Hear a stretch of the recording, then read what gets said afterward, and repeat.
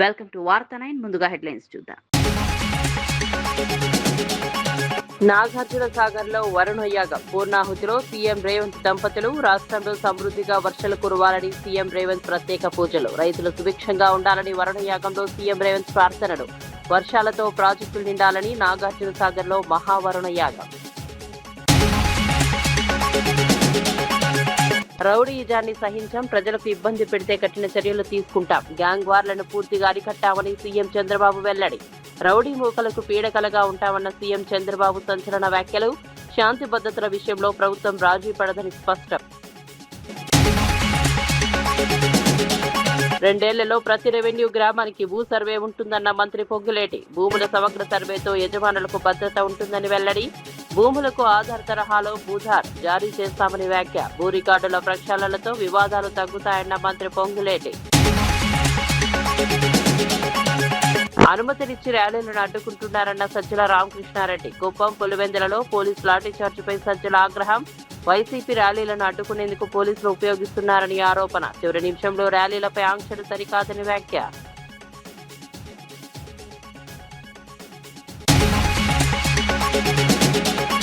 విద్యార్థులపై పోలీసుల చర్యలపై అమిత్ షా సమాధానం ఇవ్వాలన్న రాహుల్. విద్యార్థులపై లాఠీచార్జ్కు ఎవరు అనుమతి ఇచ్చారో చెప్పాలని డిమాండ్.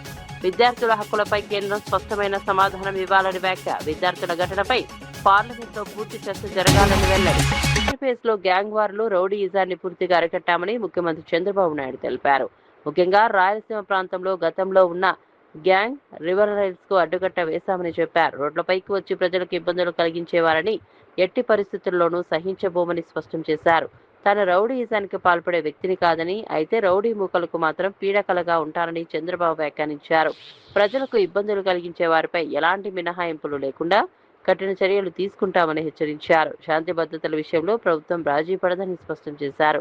మరోవైపు గత ప్రభుత్వ హయాంలో నిర్మించిన ప్రాజెక్టులకు మాజీ సీఎం జగన్ రెడ్డి తప్పుడు క్రెడిట్ తీసుకుంటున్నారని చంద్రబాబు విమర్శించారు. తన ప్రభుత్వం నిర్మించిన మౌలిక వసతులను కూడా గత ప్రభుత్వం తమనిదిగా చెప్పుకుంటోందని ఆరోపించారు. ప్రతిపక్ష పార్టీని ఉద్దేశించి అభివృద్ధి కంటే విధ్వంసమే వారి లక్ష్యమని విమర్శించారు.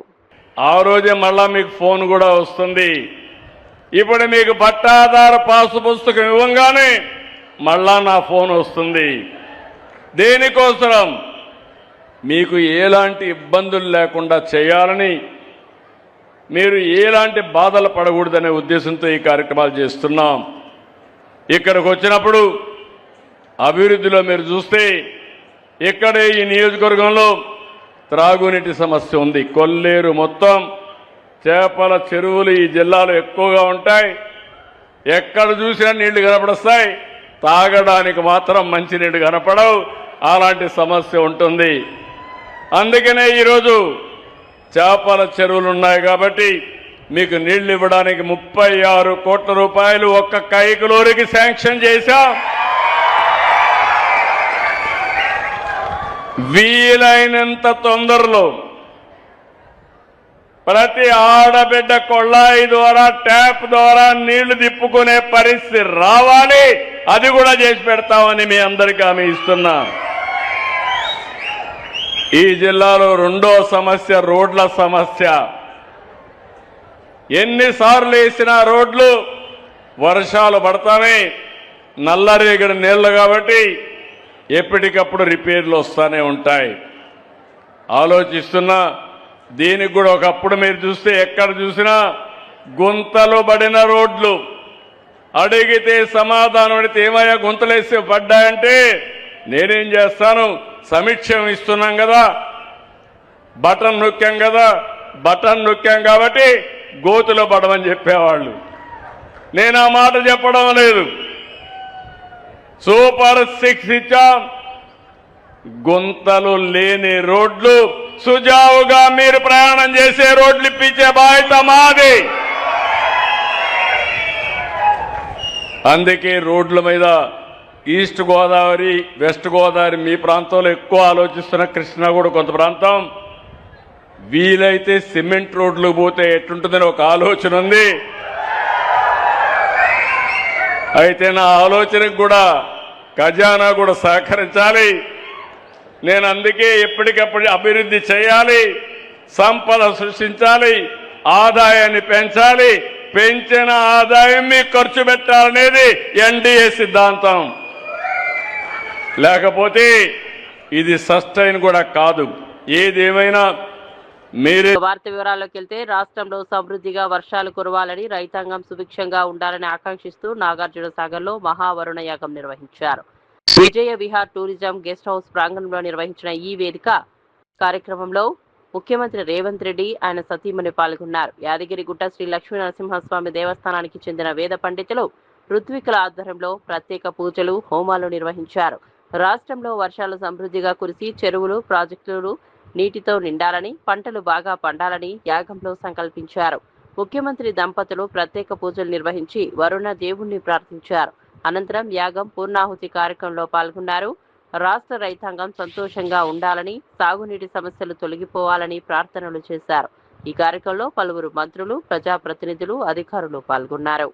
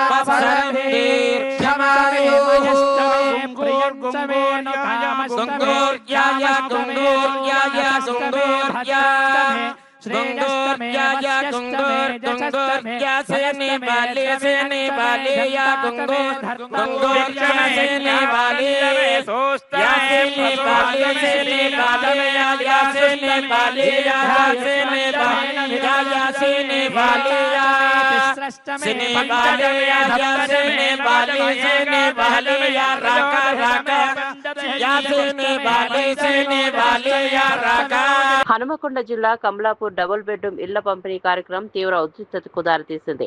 సభా వేదికపైనే మంత్రులు పొన్నం ప్రభాకర్, పొంగులేటి శ్రీనివాసరెడ్డి, బీఆర్ఎస్ ఎమ్మెల్యే కౌశిక్ రెడ్డి మధ్య వాగ్వాదం జరిగింది. గత ప్రభుత్వం డబుల్ బెడ్రూమ్ ఇళ్లను అసంపూర్తిగా వదిలేసిందని మంత్రులు విమర్శించారు. అప్పుల భారం కారణంగా పనులు పూర్తి చేయలేకపోయారని ఆరోపించారు. ప్రస్తుతం కాంగ్రెస్ ప్రభుత్వం నిధులు కేటాయించి ఇళ్లను పూర్తి చేసి లబ్ధిదారులకు అందిస్తున్నామని మంత్రులు తెలిపారు. దీనిపై కౌశిక్ రెడ్డి తీవ్రంగా స్పందించారు. పంపిణీ చేస్తున్న ఇళ్లన్నీ కేసీఆర్ ప్రభుత్వ హయాంలోనే నిర్మించమని ఆయన వాదించారు. కాంగ్రెస్ ప్రభుత్వం కొత్తగా నిర్మించినట్లు ప్రచారం చేసుకోవడం సరికాదన్నారు. దీంతో ఇరు వర్గాల మధ్య మాటల యుద్ధం మొదలైంది. సభలో బీఆర్ఎస్, కాంగ్రెస్ కార్యకర్తలు పరస్పరం నినాదాలు చేసుకున్నారు.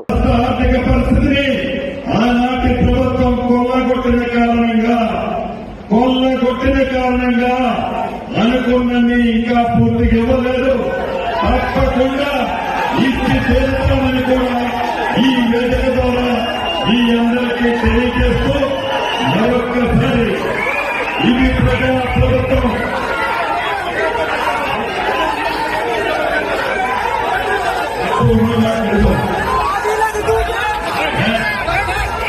ఈ ప్రభుత్వం పేదవాడి ప్రభుత్వం, పేదవాడికి అండగా ఉండే ప్రభుత్వం, పేదవాడికి సంక్షేమ కార్యక్రమాలు ఇచ్చే ప్రభుత్వం. కాబట్టి ఎవరు ఎన్ని అనుకున్నా, ఎన్ని పెళ్లికి తలెత్తినా పేదవాడి పక్షపాతంగా ఈ ప్రభుత్వం ఉంటుందని మరొక్కసారి మీ అందరికీ తెలుసు. మీ అందరి దగ్గర సెలవు తీసుకుంటున్నాను.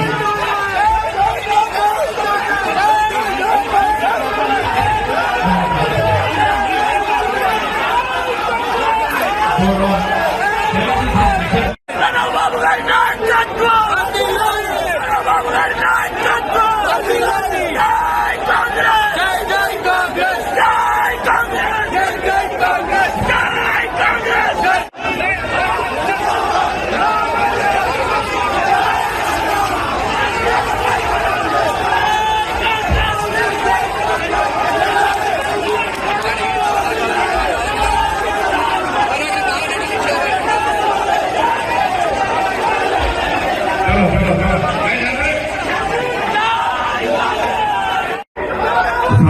చేశారు.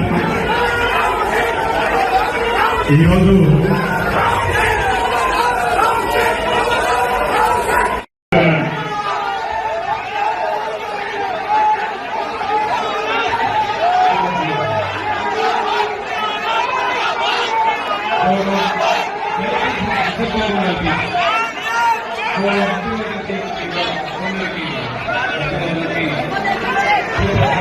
డిఎస్సీ నియామకాలపై వైసీపీ నేత కేతిరెడ్డి వెంకట్రామరెడ్డి కీలక వ్యాఖ్యలు చేశారు. డిఎస్సీ అవకతవకలపై తమ పోరాటం నిజాయితీగా ఉద్యోగాలు పొందిన అభ్యర్థులపై కాదని స్పష్టం చేశారు. అక్రమ మార్గాల్లో ఉద్యోగాలు పొందిన వారిపైనే తమ పోరాటమని తెలిపారు. నిజాయితీగా ఉద్యోగం సాధించిన అభ్యర్థులు ఆందోళన చెందాల్సిన అవసరం లేదని చెప్పారు. స్పోర్ట్స్ కోటా అంశంపై కేతిరెడ్డి పలు ఆరోపణలు చేశారు. స్పోర్ట్స్ కోటాను 2% నుంచి 3% పెంచి కొత్తగా దాదాపు 30 మందిని అందులో చేర్చారని ఆరోపించారు. వారికి సర్టిఫికెట్లు ఎవరిచ్చారన్న అంశంపై ప్రశ్నలు లేవనెత్తారు. విద్యాశాఖ మంత్రి తోడల్లుడు భరత్ 39 సర్టిఫికెట్లు, కూనా రవికుమార్ 38 సర్టిఫికెట్లు ఇచ్చారని ఆరోపించారు. పోటీల్లో గెలిచిన వారికి కూడా కేవలం స్పోర్ట్స్ లో పాల్గొన్న వారికి కూడా సర్టిఫికెట్లు ఇచ్చారని అన్నారు. ఇదే తమ ప్రధాన అభ్యంతరమని కేతిరెడ్డి తెలిపారు. పక్కన పెట్టింది మేమేమన్నా అన్నామా? ఎంక్వైరీ చేసుకోమని వాళ్ళ మీద చేసినాం కదా. ఇంకా డిఎస్పీలు ఆర్డీఓలు వాళ్ళందరూ పోయినా వాళ్ళందరూ దొంగ ఉంటే మరి మీరు పోస్టింగ్లు ఎందుకు ఇచ్చినారు? అప్పుడు మా ప్రభుత్వంలో జరిగినది ఏదైనా గాని పారదర్శకత ఉండాలి. అది 3,36,000 మంది ఉద్యోగాలకు సంబంధించిన పారదర్శకతకు సంబంధించిన అంశం. మేమే ఊరికనే గుడ్డిగా వాళ్ళున్నారు వీళ్ళున్నారని వేయటంలా. మీరు తీసుకున్న నిర్ణయాల వల్ల మాకు అనుమానం వచ్చింది. ఏంటి ఆ నిర్ణయాలు? మీరు గతంలో ఇది పట్టుకోప్ప వేరే వాళ్ళకి ఇద్దాం అతనికి ఎందుకు మాకు అనుమానాలు వచ్చినాయి? గతంలో మీరు చేసినటువంటి నిర్వాహకాల వల్ల 2% ఉండే స్పోర్ట్స్ కోటాని 3% చేసినారు. ఎవరు చేసినారు? జీవో నెంబర్ 4 అని 47 అని 30 దాకా కొత్తవి దాంట్లోకి ఇన్వాల్వ్ చేయడం జరిగింది. కొత్తవి స్పోర్ట్స్ దాంట్లో ఇంక్లూడ్ చేయడం జరిగింది. మామూలు దాంట్లోకంతా ఎవరు సర్టిఫికెట్లు ఇచ్చేవాడు? విద్యాశాఖ మంత్రి తోడల్లుడు భరత్ ఇస్తున్నాడు. అదేవిధంగా కూనా రవికుమార్ అనే ఎమ్మెల్యే కూడా ఒక 38 ఇచ్చినాడు, ఈయన ఒక 39 ఇచ్చినాడు. ఇది కదా మాకు అనుమానం వస్తా ఉండేది. ఎవరైనా గాని క్రికెట్ ఆడిన వాళ్ళు గెలిచిన వాళ్ళకి ఇస్తారే తప్ప ఆడిన వాళ్ళకి అందరికి కూడా ఇచ్చుకుంటూ పోతా అంటారా? ఎవరైతే గెలిచారో వాళ్ళకి ఇవ్వాల. ఇక్కడ ఏం జరిగింది? మొన్న నెంబర్ 1 వచ్చినోనికి ఈలే, బంగారు వచ్చినోనికి ఈలే, దాంట్లో పార్టిసిపేట్ చేసిన వారికి ఇచ్చినారు. ఇది మేము పెట్టే అభ్యంతరం. స్పోర్ట్స్ కోటాలో 400 మందికి ఈ విధంగా ఇచ్చినారు. మీరు వాటి మీద ఎంక్వైరీ చేయండి అని ఎందుకు మీరు ఎంక్వైరీ చేయలేకపోతున్నారు? ఇప్పటి వరకు ఇంతమంది అడుగుతున్నారు కదా. ప్రతిపక్షానికి కూడా మీకు గుణపాఠం లాగా ఉండాలి. ఎంక్వైరీ చేసేసి ఆ రిపోర్ట్ ముందర పెట్టండి. రోజుకు ఒకరు వచ్చి మాట్లాడిచ్చేది ఎందుకు? రోజుకు మా మీద మాట్లాడిన వాళ్ళందరూ ద్రోహులు అనే పద్ధతిలో ఎందుకు చిత్రీకరిస్తున్నారు? ఇది అత్యంత ప్రమాదకరం. అదేవిధంగా రాష్ట్ర వ్యాప్తంగా ర్యాలీల నిర్వహణకు పోలీసుల నుంచి ముందుగానే అనుమతులు తీసుకున్నామని వైఎస్ఆర్సీపీ రాష్ట్ర కోఆర్డినేటర్ సజ్జల రామకృష్ణారెడ్డి తెలిపారు. అయితే ఆదివారం సాయంత్రం నుంచి ర్యాలీలో పాల్గొనవద్దంటూ పోలీసులు హడావిడిగా నోటీసులు జారీ చేయడం ప్రారంభించారని ఆరోపించారు. కుప్పం, పులివెందుల ప్రాంతాల్లో పోలీసులు లాఠీచార్జ్ కు పాల్పడ్డారని విమర్శించారు. కుప్పంలో రోడ్డుపైకి వచ్చి అభ్యంతరంగా మాట్లాడిన టీడీపీ కార్యకర్తలకు పోలీసులు రక్షణగా నిలిచారని ఆరోపించారు. ఒకవైపు అనుమతులు ఇచ్చి మరోవైపు ర్యాలీలను అడ్డుకోవడం ఏంటని సజ్జల ప్రశ్నించారు. ప్రతిపక్ష కార్యకర్తలపై పోలీసులు వ్యవహరిస్తున్న తీరు పట్ల ఆయన అభ్యంతరం వ్యక్తం చేశారు. ప్రజాస్వామ్యంలో శాంతియుతంగా నిరసన తెలిపే హక్కు ప్రతి ఒక్కరికి ఉందన్నారు. వైసీపీ కార్యక్రమాలను అడ్డుకునేందుకు ప్రభుత్వం పోలీసులను ఉపయోగిస్తోందని ఆరోపించారు. ఎవరు వచ్చి పాల్గొనవద్దు, టెర్రరైజ్ చేసేవారు, కేసులు పెడతాం. ఎవరన్నా వచ్చి పొరపాటున పార్టిసిపేట్ చేస్తే కేసులు పెడతాం. ఏందా ఇదేం డెమోక్రటిక్ కంట్రీనా లేక ఇంకేదన్నా? ఓ ప్రజాస్వామ్యముగా మినిమం రైట్ ఏది ఉందో నీ పోలీసు వ్యవస్థ ఉండేది దేనికోసం? ఎక్కడన్నా తప్పులు జరిగితే అది చేయడానికి, కరెక్ట్ చేయడానికి, లేదా వాళ్ళని పట్టుకోవడానికి, దొంగలను పట్టుకోవడానికి, ఇంగోని చేయడానికి. రియల్ ఎక్కడైతే జరుగుతున్నాయో వాటి జోలికి పోలీసులు పోవట్ల. ఎవరన్నా పోవాలనుకున్నా అంత తీరిక లేకుండా వైఎస్ఆర్ కాంగ్రెస్ పార్టీ కార్యకర్తల మీద, నాయకుల మీద తప్పుడు కేసులు ఎట్లా పెట్టాలా? లేదా వాళ్ళు ఎక్కడ కూడా పీస్ఫుల్ గా మాట్లాడడానికి కూడా అవకాశం లేకుండా ఎట్లా అడ్డంకులు క్రియేట్ చేయాలా? ఏ రకంగా దౌర్జన్యంగా టెర్రరైజ్ చేసి అలాంటి వాతావరణం క్రియేట్ చేసి ఈ పార్టీ దగ్గరికి ఎవరన్నా వచ్చినా వాళ్ళను టెర్రరైజ్ చేయాలా? ఇప్పుడు అది దాటి సామాన్యుల మీదకి పోయినట్లు అందరి మీద కేసులు పెడుతున్నారు. లేకపోతే ఈ రోజు ఉన్న వేల మంది పోలీసులు నిజంగా వాళ్ళు అంత ఎఫెక్టివ్గా అంత ఎఫిషియెంట్గా వాళ్ళ దాని మీద డ్యూటీల మీద ఇది వెళ్తే లా అండ్ ఆర్డర్ సిచ్యువేషన్ ఇంత ఘోరంగా ఉండదు రాష్ట్రంలో. దాన్ని గాలికి వదిలేసినారు. ఎక్కడైతే పీస్ఫుల్గా చేస్తూ ఎవ్వరికి ఇబ్బంది కలిగించని వీటి మీద మాత్రం ఎక్కడ లేని ఆంక్షలు పెడుతున్నారు, కేసులు పెడుతున్నారు. దేనికంటే భయపడుతున్నారు. కాబట్టి మేమంటున్న ప్రతి మాట వాస్తవం కాబట్టి జగన్మోహన్ రెడ్డి గారు పలుకుతున్న ప్రతి పలుకు, ఆయన ఎత్తి చూపుతున్న ప్రతి అంశం అది ఈ ప్రభుత్వం చేస్తున్న తప్పో లేదా మోసమో లేదా దగానో లేదా దుర్మార్గమో కనుకే దానికి ప్రజల నుంచి స్పందన వస్తోంది కనుకే వణికిపోతున్నారు. ఇంకా దాన్ని రాకూడదు, బయటికి రాకూడదు కాబట్టి అన్ని రకాల ప్రయత్నాలు చేస్తున్నారు. అవి ఎంత ప్రయత్నం చేస్తే అంత బంతి గద గోడ కొడితే ఎట్లయితే వస్తుందో, నేల కొడితే ఎట్లా పైకి ఎగురుతుందో అట్లే అవుతుంది. ప్రజలు కూడా ఇవి కూడా గమనిస్తున్నారు. ఈరోజు ఇష్యూ మనం చూస్తే ఈరోజు జరిగిన చోట 2-3 అందులో సాక్షాత్తు చంద్రబాబు నాయుడు గారి కాన్స్టిట్యున్సీ కుప్పంలో అక్కడ పోలీసులు బిహేవ్ చేసిన పద్ధతి అంటే పోలీసులు శాంతి భద్రతలు కాపాడడానికో శాంతి భద్రతలకు భంగంగా మేము ఎక్కడ కలిగిస్తాము, ఊరేగింపు తీస్తామని అనింది. దానికి కాదు వాళ్ళు ఉండేది. అధికార పార్టీకి ఇది కట్టడానికి ప్రొటెక్షన్ ఇవ్వడానికో, అధికార పార్టీని కొమ్ముగాయడానికో, అధికార పార్టీ వాళ్లకు వాళ్ళు దాడి చేయడానికి అనుకూలంగా మా వాళ్లను కట్టడి చేసో బయటికి రాకుండా చేసే ప్రయత్నం చేశారనేది. అది కూడా మిగిలిన చోట్ల పులివెందులలో లాఠీచార్జ్ జరిగింది జగన్మోహన్ రెడ్డి గారి కాన్స్టిట్యున్సీ. ఇంకా కొన్ని చోట్ల ఇదేంది ఆపే ప్రయత్నం చేశారు. ఇది మరీ బరితెగించి కుప్పంలో టీడీపీ కార్యకర్తల కంటే, పసుపు చొక్కాలు వేసుకున్న కార్యకర్తల కంటే ఘోరంగా పోలీసులు బిహేవ్ చేసి కర్నూలులో డిఎస్సీ నియామకాలపై జరుగుతున్న రాజకీయ పరిణామాలపై మాజీ మంత్రి బొగ్గన రాజేంద్రనాథ్ రెడ్డి స్పందించారు. ఎమ్మెల్యేలు ఏ విధంగా వ్యవహరించారో తెలుసుకోవాలని సూచించారు. అనుభవం లేకపోతే ఇలాంటి పరిస్థితులు వస్తాయని విమర్శించారు. డిఎస్సీ నిర్వహణలో ఎమ్మెల్యేలకు ప్రత్యక్ష పాత్ర ఉండదని, అలాంటప్పుడు నియామకాలపై తాను చెబుతానని ఎలా అంటారని ప్రశ్నించారు. ఎమ్మెల్యేలు ప్రజల సమస్యలను పరిష్కరించడంపై దృష్టి పెట్టాలని సూచించారు. డిఎస్సీ విషయంలో వారు ఎలా జోక్యం చేసుకుంటారని బుగ్గన ప్రశ్నించారు. ప్రభుత్వం ఉపాధ్యాయులను కొండారెడ్డి బురుజు వద్దకు తీసుకొచ్చి ఆందోళన చేయించిందని ఆరోపించారు. పనిచేస్తున్న అవుట్ సోర్సింగ్ ఉద్యోగికి డిఎస్సీలో ర్యాంక్ ఎలా వచ్చిందని ప్రశ్నించారు. స్పోర్ట్స్ కోటా నియామకాలలో నిబంధనలు పాటించలేదని ఆరోపించారు. ఫెడరేషన్ సర్టిఫికెట్ ఎలా చెల్లుబాటు అవుతుందని ప్రశ్నించారు. ఎలాంటి ప్రాతిపదిక లేకుండా స్పోర్ట్స్ కోటా భర్తీ చేస్తారా అని నిలదీశారు. పాలకవర్గం, పాలకపక్షం పోలీసుల గొంతు నొక్కుతోందని ఆరోపించారు. ర్యాంక్ అసలు ఎగ్జామినేషన్ ఎట్లా తీసుకుంటారు? ఎగ్జామినేషన్ రాసినాక ర్యాంక్ ఎట్లా వస్తుంది? ర్యాంక్ వచ్చిన తర్వాత నాకు వద్దని చెప్పి ఎట్లా మానుకుంటారు? ఇది ఒకరితోనే ఆగిపోయి ఉంటుంది అనేది ఎట్లా ఖచ్చితంగా చెప్పగలుగుతాం? నంబర్ 1. నంబర్ 2, ఏదైతే స్పోర్ట్స్ కోటా ఉంది, స్పోర్ట్స్ కోటాలో ఇన్ని ఉన్నాయి.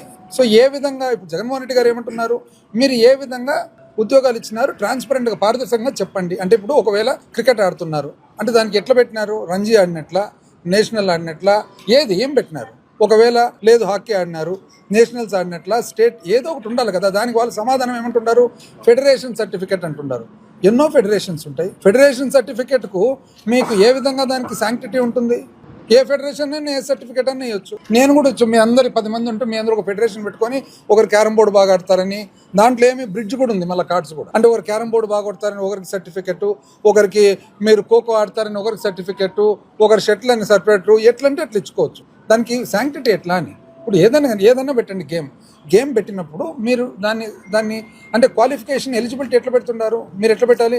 ఇప్పుడు నేషనల్స్ ఆడినారు కాబట్టి నేషనల్స్ ఆడిన వాళ్ళకి ఓకే, నో ప్రాబ్లం. లేదు రంజీస్ ఆడినారు, రంజీస్ ఆడిన వాళ్ళకంతా ఇచ్చేస్తారు. స్టేట్ రిప్రజెంట్ చేసినారు, ఓకే. డిస్ట్రిక్ట్ ఏదో ఒకటి పెట్టండి. అంతేగాని ఎటువంటి ఒక రూల్ అనేది లేకుండా ఫెడరేషన్ సర్టిఫికెట్ మీద పెడుతున్నారు. వివిధ రకాల ఆటలు పెడుతున్నారంటే దీనికి శాంక్టిటీ ఎక్కడ ఉంది? సో మనకు 400 పోస్టులు అందాజుగా శాంక్టిటీ లేకుండా, రూల్ లేకుండా ఒకవేళ సెలెక్షన్ అనేది జరిగినప్పుడు మిగతా 400 ఇస్ నాట్ స్మాల్ నంబర్ కదా.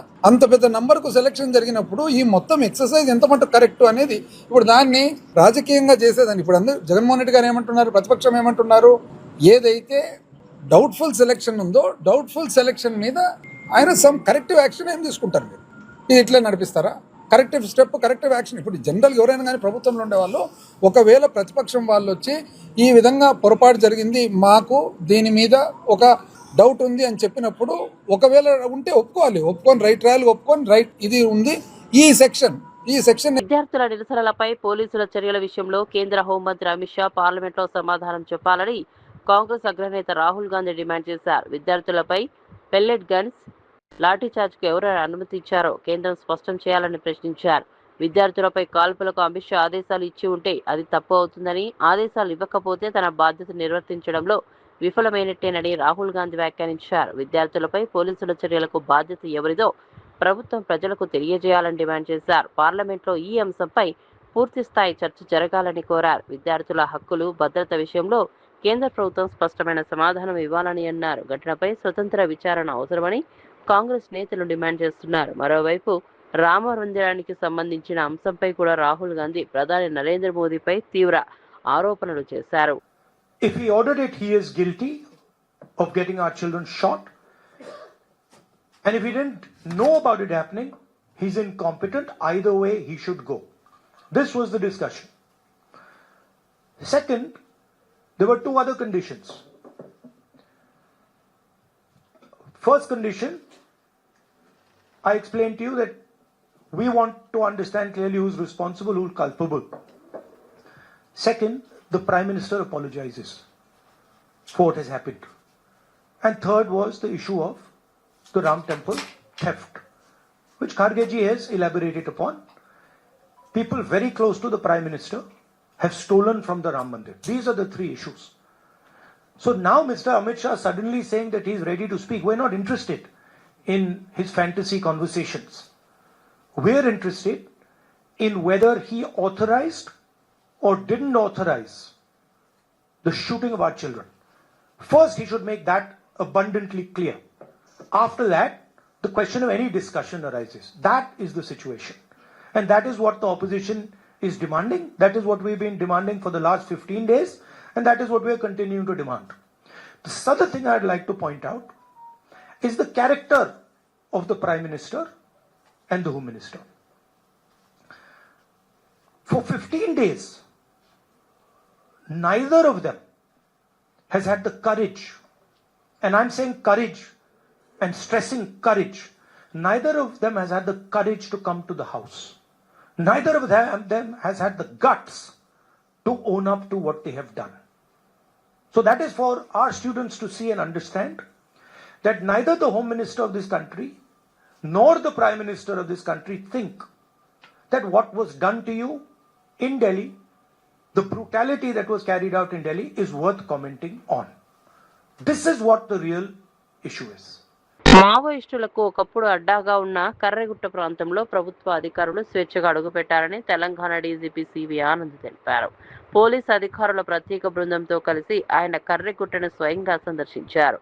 ప్రాంతంలో జరుగుతున్న అభివృద్ధి పనులను నిశితంగా పరిశీలించారు. గతంలో మావోయిస్టుల ప్రభావం కారణంగా ప్రభుత్వ అధికారులు సాధారణ ప్రజలు వెళ్లేందుకు భయపడిన ఈ ప్రాంతంలో ఇప్పుడు పరిస్థితులు పూర్తిగా మారాయని డీజీపీ పేర్కొన్నారు. సుమారు 50 ఏళ్ల తర్వాత మొదటిసారిగా అన్ని శాఖలకు చెందిన అధికారులు ఎలాంటి భయం లేకుండా కర్రెగుట్టలో స్వేచ్ఛగా తిరిగారని తెలిపారు. అభివృద్ధి పనులను వేగంగా పూర్తి చేసి స్థానిక ప్రజలకు ప్రభుత్వ సేవలు మరింత చేరువ చేయాలని అధికారులకు సూచించారు.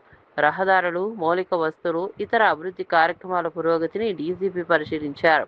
భద్రతా పరిస్థితులను కూడా సమీక్షించారు. ప్రజల్లో భద్రతా భావన పెంచేందుకు పోలీసులు నిరంతరం పనిచేస్తున్నారని తెలిపారు. కగార్ అనేది కేంద్ర ప్రభుత్వం చేపట్టింది. దాంట్లో భాగంగా మావోయిస్టులని పూర్తిగా వారి ఈ హైడౌట్, ఈ డెన్ ఏదైతే ఉందో దాంట్లో నుంచి ఇక్కడ వాళ్ళని తరిమివేయడం. చాలామంది సెంట్రల్ కమిటీ మెంబర్స్ కూడా ఎప్పుడు కూడా మిలిటరీ ప్లాటూన్స్ ఇవన్నీ కూడా ఇక్కడే ఆసరగా ఈ ప్రాంతాన్ని ఆసరగా చేసుకొని వారి ఆపరేషన్స్, సెక్యూరిటీ దళాలు, పోలీస్ బృందాలపైన చాలా పెద్ద ఎత్తున దాడులు చేసేవారు గతంలో. ఇది దాటుకొని కావాలంటే చాలా కష్టంగా ఉండేది. మీరు ఇప్పుడు కూడా చూశారు, మెయిన్లాండ్ నుండి ఏటూరు నగరం ఆ ప్రాంతం నుండి మొత్తం పామనూరు ప్రాంతం అంతా దాటుకొని ఇక్కడ రావాలంటే ఎంత రోడ్డు వేసిన తర్వాత కూడా ఎంత కష్టసాధ్యం అనేది. సో ఈ ఆపరేషన్ కగార్లో తెలంగాణ ప్రాంతానికి చెందిన గ్రే హౌండ్స్, టీజీఎస్పీ మరియు లోకల్ పోలీస్, అటువైపు నుంచి సిఆర్పిఎఫ్ పెద్ద ఎత్తున వారి కోబ్రా దళాలు, ఛత్తీస్గఢ్ రాష్ట్రానికి చెందిన పోలీస్ దళాలు, ఇవన్నీ కూడా ఒక వ్యూహం ప్రకారం కేంద్ర ప్రభుత్వం ఇచ్చిన మార్గదర్శకాలు ఏవైతే ఉన్నాయో దాన్ని పాటిస్తూ 6 నెలల పాటు ఈ ఆపరేషన్ చేయడం జరిగింది. దాంట్లో మొత్తం ఈ ప్రాంతాన్ని ఇక్కడ నుండి మావోయిస్టులని ఇక్కడి నుంచి పంపించేయడం, చాలామంది దీని తర్వాత వచ్చి సరెండర్ అయ్యారు. దాదాపు 700 మంది మావోయిస్టులు తెలంగాణ ప్రాంతంలోనే సరెండర్ అయ్యారు. ఛత్తీస్గఢ్ ప్రాంతంలో సెంట్రల్ కమిటీ మెంబర్స్, మరి కీలకమైన నేతలు ఎవరైతే ఉన్నారో వాళ్ళందరూ కూడా ఎన్కౌంటర్లో చనిపోవడం లేకపోతే సరెండర్ కావడం జరిగింది. దీంతో ఒరిస్సా, గడ్చిరోలి, ఏపీ మరియు జార్ఖండ్ ప్రాంతానికి చెందిన నాయకులు కూడా దాదాపుగా అందరూ కూడా సరెండర్ అయ్యారు. ఇప్పుడు కేవలం సెంట్రల్ కమిటీ వాళ్ళ జనరల్ సెక్రటరీ ముప్పాల్ లక్ష్మణ్ రావు ఇలియాస్ గణపతి భార్య ఒకరిద్దరు తప్ప మిగతా వారందరూ కూడా లొంగిపోవడం జరిగింది. ప్రభుత్వం తరఫున వారికి రీహాబిటేషన్ కోసం అన్ని రకాలుగా సౌకర్యాలు ఇస్తుంది. ఫైనాన్షియల్ అసిస్టెన్స్ అనేది వాళ్ళ రివార్డ్ అమౌంట్స్ వాళ్ళకి ఇవ్వడం, ఇతర ఆర్థికంగా సహాయం చేయడం, ప్లాట్స్ ఇవ్వడము. తెలంగాణలోని ప్రతి రెవెన్యూ గ్రామంలో వచ్చే 2 ఏళ్లలో భూముల సమగ్ర సర్వే పూర్తి చేస్తామని మంత్రి పొంగులేటి శ్రీనివాసరెడ్డి తెలిపారు. హనుమకొండ జిల్లా ఎల్కదుర్తిలోని జరిగిన అభివృద్ధి కార్యక్రమాల్లో పాల్గొన్న ఆయన భూ రికార్డుల ప్రక్షాళనపై కీలక వ్యాఖ్యలు చేశారు. రాష్ట్ర వ్యాప్తంగా భూములకు సంబంధించిన ప్రతి అంగుళాన్ని సర్వే చేసి భూ యజమానులకు భద్రత కల్పించడమే ప్రభుత్వ లక్ష్యమన్నారు. వ్యక్తులకు ఆధార్ కార్డు ఉన్నట్లే భూములకు కూడా భూధార్ జారీ చేయనున్నట్లు తెలిపారు. భూ రికార్డుల్లో ఉన్న సమస్యలను పరిష్కరించి రైతులు భూ యజమానులకు స్పష్టమైన హక్కులు కల్పించేందుకు ప్రభుత్వం చర్యలు తీసుకుంటోందన్నారు. భూభారతి కార్యక్రమం ద్వారా రికార్డుల ప్రక్షాళన చేపడుతున్నట్లు తెలిపారు. భూముల వివరాలు పారదర్శకంగా అందుబాటులో ఉండేలా ఆధునిక సాంకేతికతను ఉపయోగించనున్నామని చెప్పారు. భూ వివాదాలు తగ్గించేందుకు సమగ్ర సర్వే ఎంతో ఉపయోగపడుతుందని మంత్రి పేర్కొన్నారు. కారణంగా పేరుకి మండలాలు ఉన్నాయి, ఆ మండలాల్లో ఆఫీసులు లేవు. ఈ ప్రభుత్వం వచ్చిన తర్వాత సుమారు 600 కోట్ల రూపాయలతో గౌరవ ముఖ్యమంత్రి రేవంత్ రెడ్డి గారి నాయకత్వంలోని మన ప్రభుత్వం మొన్ననే శాంక్షన్ చేసుకుని రాష్ట్ర వ్యాప్తంగా సుమారు 180 రెవెన్యూ తహసీల్దార్ ఆఫీసులు, అదే రకంగా ఆర్డీఓ ఆఫీసులు యుద్ధ ప్రాతిపదిక మీద రాబోయే సంవత్సరంలో పూర్తి చేసే దిశలో ఈనాడు ఈ ప్రభుత్వం వాటన్నింటినీ ఏర్పాటు చేయడం జరుగుతుంది. రాష్ట్ర వ్యాప్తంగా ప్రతి రెవెన్యూ విలేజ్ ని ప్రతి అంగుళాన్ని సర్వే చేసి మనిషికి ఎట్లయితే ఆధారం ఉందో ఆ పార్సిల్ ఆఫ్ ల్యాండ్ కి, ఆ పార్సిల్ ఆఫ్ భూమి కూడా భూదారునిచ్చి కోఆర్డినేట్స్ తో వాళ్ళ మ్యాప్ను కూడా ఇచ్చే కార్యక్రమాన్ని వడివడిగా మొదలెట్టాం.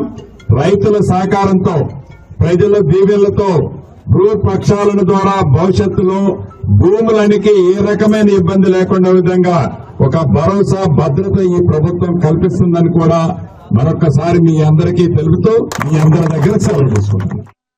విద్యార్థుల ఆందోళనకు సంబంధించిన అంశంపై పార్లమెంట్లో పూర్తిస్థాయి చర్చకు కేంద్ర ప్రభుత్వం సిద్ధంగా ఉందని కేంద్ర పార్లమెంటరీ వ్యవహారాల శాఖ మంత్రి కిరణ్ రిజిజు స్పష్టం చేశారు. హోంమంత్రి అమిత్ షా సభలో కేవలం ప్రకటన చేయడం మాత్రమే కాకుండా ప్రతిపక్షాలు అడిగే ప్రశ్నలకు పూర్తి సమాధానాలు ఇస్తారని తెలిపారు. బిజినెస్ అడ్వైజరీ కమిటీ సమావేశంలో ఈ విషయాన్ని స్పష్టంగా చెప్పామని వెల్లడించారు. విద్యార్థులపై జరిగిన పోలీస్ చర్యలకు సంబంధించిన అంశాన్ని సభలో చర్చించేందుకు ప్రభుత్వం సిద్ధంగా ఉందన్నారు. ప్రతిపక్షాలు సభా కార్యక్రమాలను అడ్డుకోకుండా చర్చలో పాల్గొనాలని రిజిజు సూచించారు. కేంద్ర ప్రభుత్వం అన్ని ప్రశ్నలకు సమాధానం ఇవ్వడానికి సిద్ధంగా ఉందని స్పష్టం చేశారు. విద్యార్థుల ఆందోళనపై పార్లమెంట్లో చర్చ జరిగితే వాస్తవాలు బయటకు వస్తాయని తెలిపారు. సభ సజావుగా సాగేందుకు ప్రతిపక్షాలు సహకరించాలని కోరారు. पूरा डिबेट डिस्कशन का जवाब भी देंगे और हमने अभी बिजनेस एडवाइजरी कमेटी का बैठक में कह दिया है कि छात्र आंदोलन को लेकर के सरकार पूरी तरह फुल फ्लेज डिस्कशन के लिए तैयार है और एक एक पॉइंट को जवाब देने के लिए तैयार है और विपक्ष हंगामा करके डिस्टर्ब नहीं करना चाहिए. तो हमने अपना ऑफर दे दिया है. अब कांग्रेस और समाजवादी अपोजिशन पार्टी में कुछ मतभेद है, आपस में कुछ मतभेद है, वो सुलझा ले. हम तो चर्चा के लिए छात्र का मामले हैं, हम चर्चा के लिए तैयार है. लेकिन सर गौरव गोगोई अभी आकर बोल के गए कि हमें 2 विषय पे डिस्कशन करना है. हमने अपना बात रख दिया है, अब समाजवादी कांग्रेस का जो डिफरेंसेस है वो आप लोग देख लीजिए. నాగార్జున సాగర్ లో వరుణ యాగం పూర్ణాహుతిలో సీఎం రేవంత్ దంపతులు. రాష్ట్రంలో సమృద్ధిగా వర్షాలు కురవాలని సీఎం రేవంత్ ప్రత్యేక పూజలు. రైతులు సుభిక్షంగా ఉండాలని వరుణ యాగంలో సీఎం రేవంత్ ప్రార్థనలు. వర్షాలతో ప్రాజెక్టులు నిండాలని నాగార్జున సాగర్ లో మహావరుణ యాగం. రౌడీయిజాన్ని సహించాం, ప్రజలకు ఇబ్బంది పెడితే కఠిన చర్యలు తీసుకుంటాం. గ్యాంగ్ వార్లను పూర్తిగా అరికట్టామని సీఎం చంద్రబాబు వెల్లడి. రౌడీ మూకలకు పీడకలగా ఉంటామన్న సీఎం చంద్రబాబు సంచలన వ్యాఖ్యలు. శాంతి భద్రతల విషయంలో ప్రభుత్వం రాజీ పడదని స్పష్టం. 2 ఏళ్లలో ప్రతి రెవెన్యూ గ్రామానికి భూ సర్వే ఉంటుందన్న మంత్రి పొంగులేటి. భూముల సమగ్ర సర్వేతో యజమానులకు భద్రత ఉంటుందని వెల్లడి. భూములకు ఆధార్ తరహాలో భూధార్ జారీ చేస్తామని వ్యాఖ్య. భూ రికార్డుల ప్రక్షాళనతో వివాదాలు తగ్గుతాయన్న మంత్రి పొంగులేటి. అనుమతినిచ్చి ర్యాలీలను అడ్డుకుంటున్నారన్న సజ్జల రామకృష్ణారెడ్డి. కుప్పం పులివెందులలో పోలీసు లాఠీచార్జిపై సజ్జల ఆగ్రహం. వైసీపీ ర్యాలీలను అడ్డుకునేందుకు పోలీసులు ఉపయోగిస్తున్నారని ఆరోపణ. చివరి నిమిషంలో ర్యాలీలపై ఆంక్షలు సరికాదని వ్యాఖ్య.